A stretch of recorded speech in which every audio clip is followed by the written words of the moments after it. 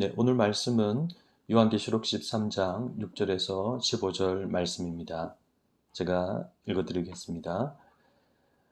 짐승이 입을 벌려 하나님을 향하여 비방하되 그의 이름과 그의 장막 곧 하늘에 사는 자들을 비방하더라. 또 권세를 받아 성도들과 싸워 이기게 되고 각 족속과 백성과 방언과 나라를 다스리는 권세를 받으니 죽임을 당한 어린 양의 생명책에 창세 이후로 이름이 기록되지 못하고 이 땅에 사는 자들은 다 그 짐승에게 경배하리라. 누구든지 귀가 있거든 들을지어다. 사로잡힐 자는 사로잡혀갈 것이요 칼에 죽을 자는 마땅히 칼에 죽을 것이니 성도들의 인내와 믿음이 여기 있느니라. 내가 봄에 또 다른 짐승이 땅에서 올라오니 어린 양같이 두 뿔이 있고 용처럼 말을 하더라. 그가 먼저 나온 짐승의 모든 권세를 그 앞에서 행하고 땅과 땅에 사는 자들을 처음 짐승에게 경배하게 하니 곧 죽게 되었던 상처가 나은 자니라. 큰 이적을 행하되 심지어 사람들 앞에서 불이 하늘로부터 땅에 내려오게 하고 짐승 앞에서 받은 바 이적을 행함으로 땅에 거하는 자들을 미혹하며 땅에 거하는 자들에게 이르기를 칼에 상하였다가 살아난 짐승을 위하여 우상을 만들라 하더라.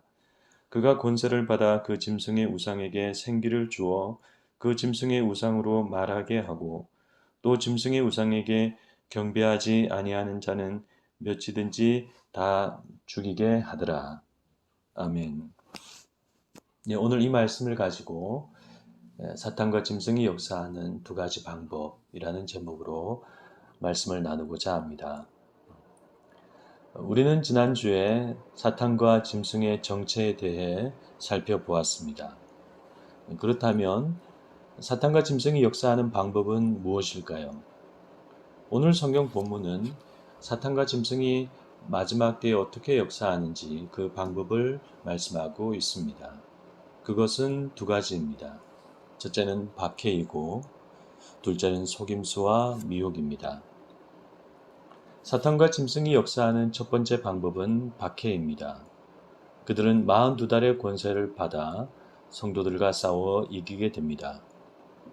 지금 우리는 박해를 겪어보지 않기 때문에 박해의 어려움을 잘 모릅니다. 그러나 그것은 많은 신자의 믿음을 좌절시키는 사탄의 강력한 무기입니다. 역사를 돌아보면 사탄은 언제나 교회를 박해해 왔습니다.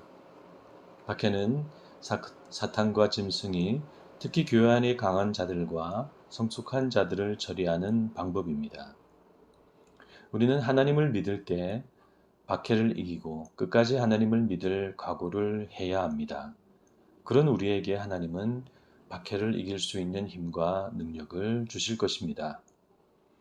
사탄과 짐승이 역사하는 두 번째 방법은 속임수와 미혹입니다. 이것은 주로 약한 자들과 어린 자들에게 역사하는 사탄의 방법입니다. 어린아이는 속이기 쉽죠. 사탄은 약한 자들에게 그렇게 역사합니다. 그런 사탄의 모습이 12장에서 이미 나온 바 있습니다. 12장은 뱀이 여자의 뒤에서 그 입으로 물을 강같이 토하여 여자를 물에 떠내려가게 하려 한다고 말씀합니다.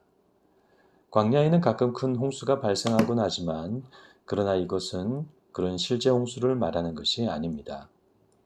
이것은 구약 성경과 여러 유대 문헌 속에서 속임수와 거짓을 말하는 의미로 잘 알려져 있습니다. 그래서 이것은 거짓 가르침과 속임수로 교회를 변질시키고 무너뜨리는 그런 사탄의 역사를 말합니다. 그래서 그런 사탄이 사용하는 둘째 짐승이 거짓 선지자입니다. 그는 용처럼 말을 하고 큰 이적을 일으키고 심지어 불이 하늘에서 내려오게 합니다. 이것은 엘리야 선지자를 모방하는 것으로 마지막 때의 사탄과 짐승은 그런 거짓 기적과 가르침으로 연약한 신자들을 속이고 미혹합니다. 사탄과 짐승이 역사하는 두 방법 중에 적어도 지금은 박해의 시기는 아닙니다. 반면에 속임수와 미혹은 그 어느 때보다 활발하다 하겠습니다. 이런 점에서 오늘날 우리는 사탄의 미혹과 속임수를 잘 분별하는 신자가 되어야 하겠습니다. 이번 지방선거가 며칠 남지 않았는데 저는 지난 지방선거 때 옛 교회 친구로부터 카톡 하나를 받은 적이 있습니다. 소위 찌라식 카톡이었는데 이런 내용이었습니다. 좌파 인본주의 정치인을 좋아하는 여러분은 예수님을 밀고하는 유다가 될 것입니다. 여러분이 이번 헌법 개정에 찬성하고 교육감을 정교조로 뽑고 시장과 도지사와 시의원 및 도의원을 좌파 인본주의자로 뽑을 경우 그들은 헌법과 시도 조례 및 학생 인권 조례를 통해 목사님과 참 성도들을 감옥에 가두게 될 것입니다. 이 영상을 보십시오. 영국의 차별금지법 제정 이후 동성애와 이슬람을 혐오했다는 이유로 목사님이 구속되었습니다. 네, 이것을 보낸 그 친구는 참 신실한 신자였고 지금도 그렇습니다. 같은 교회를 다니던 청년 때 노래방을 가자고 하니 자기는 그런 것이 영적으로 안 좋다고 생각한다고 해서 우리들이 다 못 간 그런 기억이 납니다. 고지식할 정도로 예수님을 잘 믿는 그런 친구이죠. 그런데 그가 그때 그런 카톡을 보내니 제가 마음이 참 안타까웠습니다. 선거 때마다 그런 카톡이 유독 교회와 신자들 사이에 많이 돌고 있는 것 같습니다. 그 친구가 보낸 카톡의 의도는 분명합니다. 그것은 우리 교회와 신앙을 걱정해서가 아니라 정치를 위해서입니다. 그래서 동성애나 차별금지 문제로 어느 한쪽을 반기독교로 규정하고 결국 보수 정치인에 표를 주라는 것입니다. 그러나 그 내용 안에는 사실이 아니거나 과장된 것이 많습니다. 그리고 그런 카톡은 평소에는 잘 오지 않다가 유독 선거철에 오는 것이죠. 교회와 교인들 사이 이런 카톡이 왜 이렇게 많이 돌아다닐까요? 많은 신자들이 분별하지 못하고 쉽게 선동되기 때문입니다. 왜 쉽게 선동될까요? 그것은 오래도록 교회와 목회자들이 신자들에게 성경을 제대로 가르치지 않고 하나님의 뜻과 원리를 제대로 설명해 주지 않았기 때문입니다. 그래서 오늘날 많은 신자들이 열심히 교회를 다녀도 신앙은 뜨겁지만 정치와 사회의 여러 현안에 대해 한쪽으로 치우친 분들이 많습니다. 지금 한국교회 전체가 그렇게 한쪽으로 치우쳐져 있습니다. 이렇게 작은 카톡 하나에도 교회와 신자들이 휘둘린다면 더 어려운 정치, 사회 문제와 또 본인의 여러 복잡한 문제와 상황 속에서 하나님의 뜻을 분별하기는 기대하기 어렵습니다. 우리는 하나님을 열심히 믿는데 왜 이렇게 어두울까요? 하나님의 말씀은 본래 우리 영혼을 소생시키시고 우리 눈을 밝게 하는 말씀인데 우리는 왜 이렇게 어두울까요? 우리는 이런 문제의식을 가져야 합니다. 우리 신앙이 깊고 좋고 성숙하다는 것은 다른 말로 하나님의 뜻에 밝다는 의미입니다. 그런데 대체로 지금까지 한국 교회는 주로 신앙을 뜨거움으로만 가르치는 경향이 있습니다. 그래서 성령 충만도 뜨거운 것이고 믿음도 뜨거운 것이고 그래서 이렇게 신앙을 그저 뜨거운 것으로 가르칩니다. 그래서 우리는 지금 뜨겁지만 어두운 신자들이 되어 있습니다. 그러나 로마서가 말하는 이상적인 신앙은 성숙한 사랑이고 야고보서가 말하는 이상적인 신앙은 성숙한 지혜입니다. 요한계시록이 자주 인용하는 다니엘서도 특별히 지혜를 말씀하고 있습니다. 앞부분에서 왕의 진미를 거절하는 다니엘의 지혜를 말할 뿐만 아니라 뒷부분으로 가면 많은 종말론적인 말씀 가운데 지혜를 강조합니다. 그가 또 언약을 배반하고 악행하는 자를 속임수로 타락시킬 것이나 오직 자기의 하나님을 아는 백성은 강하여 용맹을 떨치리라. 지혜 있는 자는 궁창의 빛과 같이 빛날 것이요. 많은 사람이 연단을 받아 스스로 정결하게 하며 희게 될 것이나 악한 사람은 악을 행하리니 악한 자는 아무것도 깨닫지 못하되 오직 지혜 있는 자는 깨달으리라. 특히 이 마지막 다니엘서 12장 10절 말씀은 악한 자와 선한 자를 대비하지 않습니다. 놀랍게도 악한 자와 지혜 있는 자를 대비합니다. 왜 그럴까요? 분별을 하는 지혜와 지식이 없으면 마지막 때의 믿음을 지키기 어렵기 때문입니다. 한국교회는 왜 이렇게 지혜와 지식이 없는 모습이 되었을까요? 우리가 그 이유를 좀 더 찾아보려면 한국교회가 막 시작하던 때로 거슬러 올라가야 합니다. 한국교회는 처음부터 많이 빗나가기 시작했기 때문입니다. 한국교회는 근본주의 선교사들의 선교로 기독교 신앙을 처음 배우게 되었습니다. 그리고 그런 신앙마저 곧 일제강점기 시기로 들어가게 되었습니다. 그래서 한국교회는 그 어려운 시기 동안 천국과는 좁은 신앙과 신비주의 신앙과 권력에 부역하는 그릇된 신앙이 일찍부터 만들어졌습니다. 일제는 그런 신앙을 원했고 또 그런 신앙은 결코 괴롭히지 않았습니다. 그러나 옳고 그름을 분별하고 정의를 추구하고 부당한 현실과 불의에 저항하는 참된 신앙은 철저하게 막았습니다. 요한계시록 같은 그런 말씀은 읽지도 못하고 전하지도 못하게 하였습니다. 그리고 그런 깨어있는 목회자는 철저히 탄압했습니다. 그런 점에서 한국교회가 과연 하나님의 말씀과 정신과 뜻을 제대로 배운 시간이 얼마나 되는지 매우 회의적인 생각이 듭니다.